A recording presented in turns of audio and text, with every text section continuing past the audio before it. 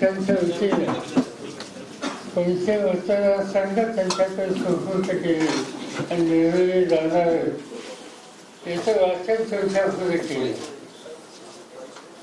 48 जागा आहेत, त्यापैकी एकाही जागेवर असा मत घेईल ते मत भिन्नता नाही. तो एक वाक्याचा आहे. त्यामुळे ते सांगली असेल किंवा आणखी ते असेल याचं जे वाचन केलं त्या सगळ्याचा निर्णय एक वर्षांनी झालेला आहे. पण तुम्ही सगळे एकत्र या ज्या जागा आहेत, कारण की आता खालच्या कार्यकर्त्यांना तशा पण संदेश दिलाय का? कारण की चर्चाची खाली जे आहे ते जागा वाटप करत असताना वरती जर निर्णय झाला असला तरी खाली कार्यकर्ते ते पद्धतीने काम करतील. पहिल्या प्रथम नव्या वर्षाच्या आपल्याला सर्वांना शुभेच्छा देतो आणि आपल्या माध्यमातून महाराष्ट्रातीलच नव्हे तर संपूर्ण देशाच्या जनतेला हे नवीन वर्ष अत्यंत सुखाचं, समृद्धीचं, आनंदाचं आणि हुकुमशाही नष्ट होण्याचं जावो या शुभेच्छा देतो. साहजिकच आहे, युती किंवा आघाडी म्हटल्यानंतर जागा वाटपाबद्दल शक्य असेल तिथपर्यंत आम्ही चर्चा करत असतो आणि तो प्रत्येकाचा अधिकार असतो. मात्र एक क्षण असा येतो की त्यावेळेला एकमेकाला समजून घेऊन जागा वाटप जाहीर करून प्रत्यक्ष निवडणूक जिंकण्याची तयारी सुरू करावी लागते आणि तो क्षण आता आज आलेला आहे. सर्वांच्या मनातल्या शंकांना आजच्या या पत्रकार परिषदेतून उत्तरं मिळाली असतील आणि आपण जो काही विचार करता की खालच्या पातळीवरती वगैरे असं काही नसतं. इच्छा ही सगळ्यांची असते, महत्वाकांक्षाही असते, त्याच्याबद्दल काही तो गुन्हा नाही, अपराध नाही.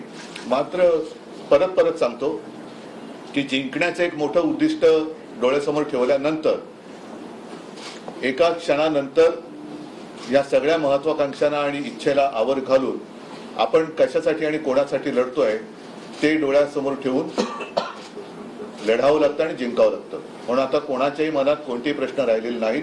सगळेजण जोमाने कामाला लागलेले आहेत आणि आपल्यासमोर येण्याच्या आधी आणि नंतर सुद्धा आम्ही आता महाविकास आघाडीचा एकत्रित कार्यक्रम कसा असेल त्याबाबत चर्चा करून त्याच्याही तारखा जाहीर केल्या जातील. 7 जागावरील उमेदवार घोषित करणं बाकी आहे, तर कधी केले जातील?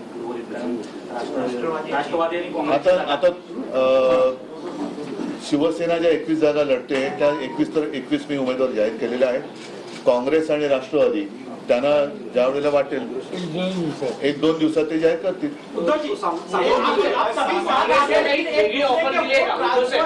इसके लिए किस तरह का प्रयास किया जाएगा? आप सभी साथ आकर के जमीन पर एक दूसरे पार्टियों के वोट आपके उम्मीदवार को या यूनाइटेड आघाड़ी को ट्रांसफर हो, इसके लिए क्या प्रयास किए जाएंगे? प्रयास तो लगातार जारी है और मैं मानता हूं कि अभी ज्यादा प्रयास करने की आवश्यकता नहीं है. पूरी जनता ने तय किया है कि इस बार जो मैंने नारा दिया था कि इसको तड़ीपार करना है तो जनता करके दिखाएगी. जागे बदल्यामध्ये काँग्रेसला काही वेगळी ऑफर देण्यात आली आहे अशी देखील चर्चा आहे. विशाल पाटील ते इच्छुक आहेत. त्यांना आम्ही जेवढे ठरले तेवढे तुमच्या समोर सांगितलेले आहे, कारण लपून ठेवण्यासारखं काहीच नाहीये.